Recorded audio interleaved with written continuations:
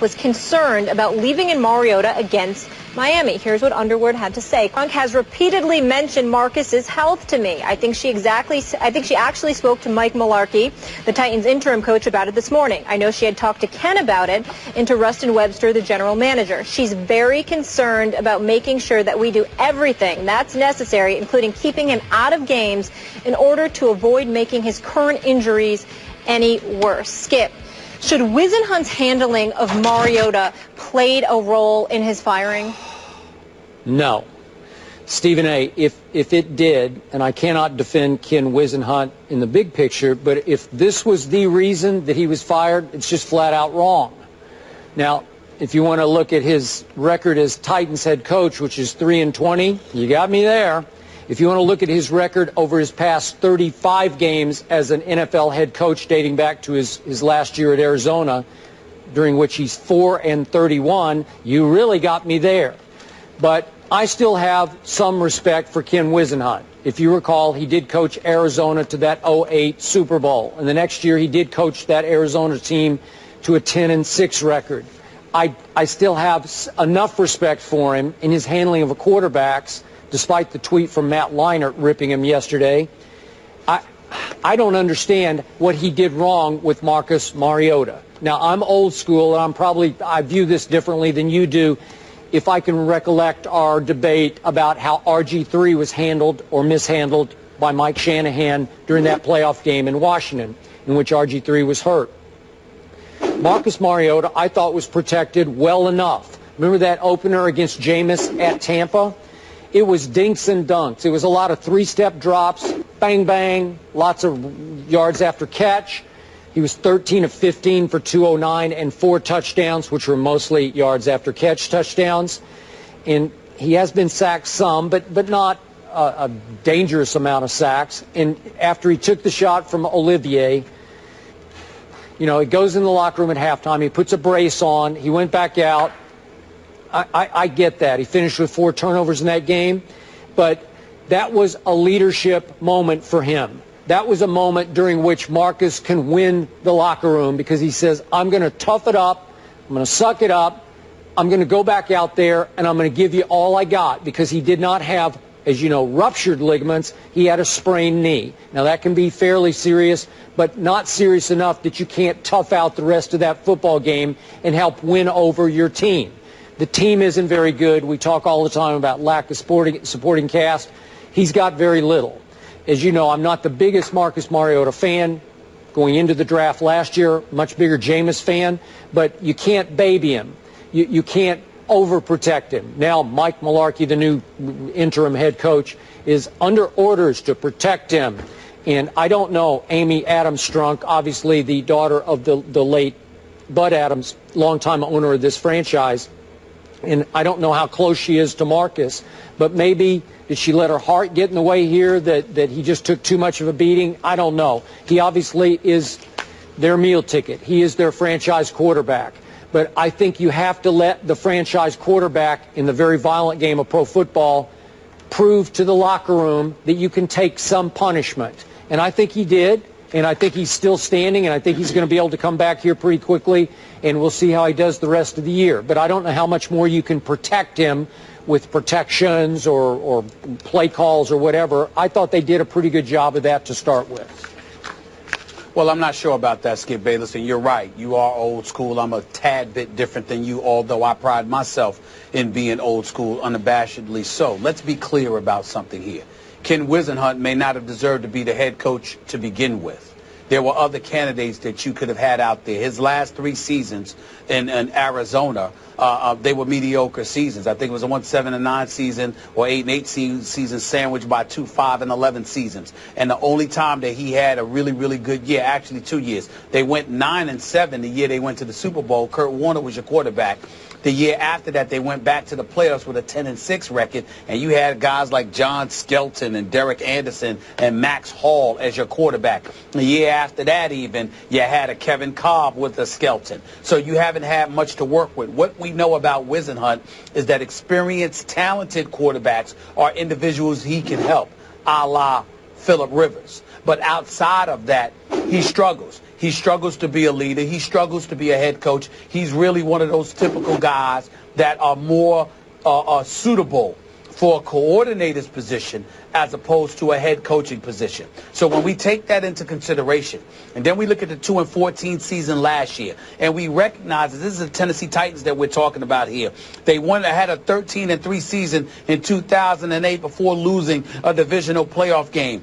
Ever since that time, they had 1-9-7 season, 1-8-8 season, and they didn't win more than 7 games other than those 2 seasons since 2009. So they've been mediocre, to be kind. You get the number 2 overall pick in the draft, Marcus Mariota.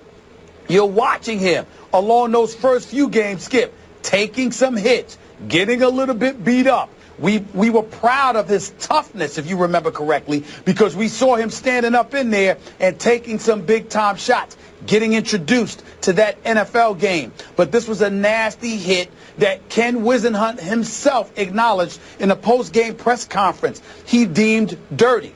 Well, if you deemed it dirty and it infuriated you to the point where your quarterback was hurt, considering the fact that he's the number 2 overall pick and you have an investment to protect, I'm thinking that Amy Adams Strunk was on the right course here when she's talking about leaning towards the side of caution, because it clearly is a marathon. It's not a sprint. We don't need instant results right now. What we need is somebody to build this franchise around, and let's not jeopardize him in his rookie campaign because we leave him in a particular game a little bit too long. Why bother with that? I think that makes perfect sense, especially when you're the owner, because you're thinking about the business investment. This is not some dude that's just having an effective game or is playing well for you. This is your franchise quarterback. This is the future you have staked your franchise on. He's not just somebody you need to play.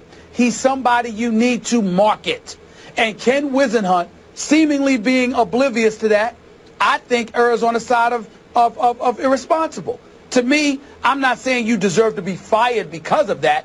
The 3-20 record in a year and a half, the 4-31 record over your last 35 games, the willingness that you, or the display that you put on that shows that maybe, just maybe, being a head coach ain't your thing.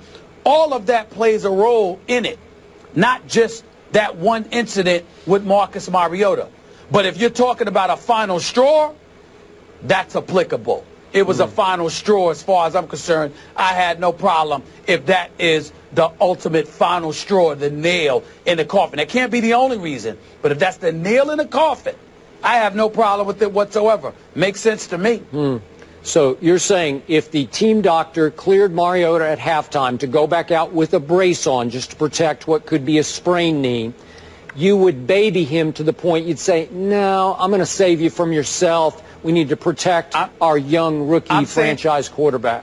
I'm saying that for this team, yes. For this team in this situation, with the investment that they've made, with the struggles that they've had in desperately trying to find a quarterback, I'm saying you could have sat him out the rest of the game, and then after the game is over, you evaluate him accordingly. You evaluate him that week, and then whatever decision's made, the decision is made. But in the throes of that moment, you do not do that in that situation, because you understand, if you're Ken Whisenhunt, all that went into acquiring Marcus Mariota. You understand, Skip, that it's not just about winning or losing a particular week. It's about the business side of it and the bigger picture. He had a very micro perspective, not a macro perspective, and that's what ultimately, I believe, should have cost him his job. Okay, but if you told me that Marcus Mariota had already proven at that point he was going to make the Pro Bowl, that he was so good that he could help save Whisenhunt's season and job potentially, then I'd say, oh, maybe Whisenhunt pushed him to play in the second half because he needed him to play selfishly. That's not going on here. The kid hasn't been that good since game 1 against Jameis, again, when he's dinking and dunking for 4 touchdowns. I'm sorry, I don't think he needed Marcus to go play for his sake. I think he wanted Marcus to play for Marcus's sake, to go show you that it's a man's game. It's not a college kid's game anymore. You got to tough it up and have a high pain threshold. If the team doctor says you're going to be okay, go play. and that's what happened. Well, first of all, I think the thing that you're confusing here, Skip, is that in no way am I saying that he just threw Marcus Mariota to the wolves or whatever. I'm saying to you, he had a responsibility to take the bigger picture into consideration, not just for himself as a coach along with the players that he's coaching, but for the organization overall, because you know what you walked into when you took the job. You were lucky to get the head coaching job. When he landed the Tennessee job, all of us were sitting here saying, why him? What was so special about him? Did you have other coaches you could go out there and get? Did you see his last couple of years in Arizona? Did you see the way he struggled with quarterbacks? When we talked about Marcus Mariota being drafted by Tennessee, one of the things we lamented was the possibility that he was going to land with Whisenhunt, because Whisenhunt's reputation wasn't that great with young quarterbacks. So all of these things were things that we were bringing up as points of discussion to engage in dialogue about prior to Marcus Mariota arriving there. Then he arrives there, and you decide that this is what you want to do when you've got an owner that's sitting there and they're using him in Nashville, Tennessee as their lone marketing commodity. And you just throw him out there, put a knee brace on. He can walk, he can backpedal, he can throw it in the pocket. Don't worry about it.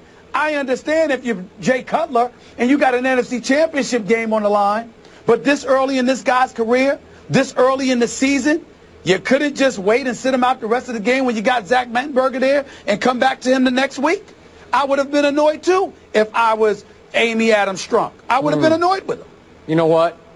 There's just a little bit of Pep Hamilton syndrome going on here, in that I feel like they needed a scapegoat. They needed a fall guy because their young quarterback, I know it's different with Andrew Luck in his fourth year. That's why I said just a little bit.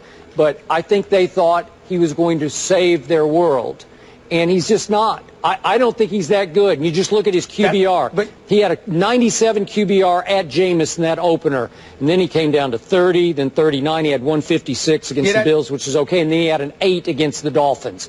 Well, again, he's a rookie, but I think somebody had to pay because the rookie hasn't been the godsend early on they thought he was going to be. I respectfully disagree with you there. And the reason why I say that, Skip, is because they didn't fire some underling, some offensive coordinator, and protect boys hovering above him. They fired the head coach. They sure did. What they said is, we're thinking about the vision moving forward, and you ain't the guy we want.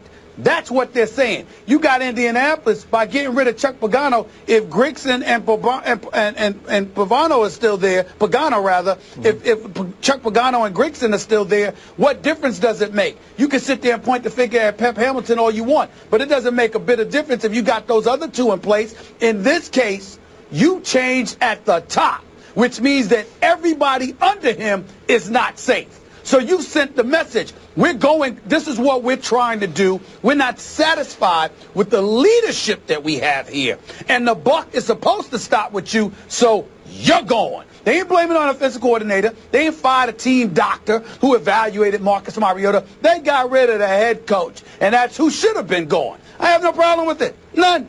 None whatsoever. Do you still see a bright future for Marcus Mariota? I think there's potential there. I like the way he looked against Buffalo, against Indy, even though he threw 2 interceptions. I'm just looking at some of his numbers right here. He completed 81% of his passes in week 1, 60 and above percent, 61, 65, and 63% of his passes the last 3 weeks that he had played. He had 5 interceptions on the season, but he's been respectable. I think he has potential because he has wheels and he has an IQ. So it's just a matter of how much punishment he can take. Do I think he's going to be better than Jameis Winston? Hell no. But I do believe he can end up being a good quarterback on the NFL level. I do not see a bust here. I think he's got potential. Right or wrong, we know what the NFL stands for, not for long. And when a team's 1-6, last in the AFC South, you know that somebody's going to be out. And we are not certain yet if Mariota will play this Sunday. They'll be looking for their second win of the season in New Orleans. Someone who's clearly not having issues, Steph Curry. I know it's early, but he's making a case for back-to-back MVP honors, putting up MJ numbers. But can he do it against the Clippers tonight? We'll get into that game next.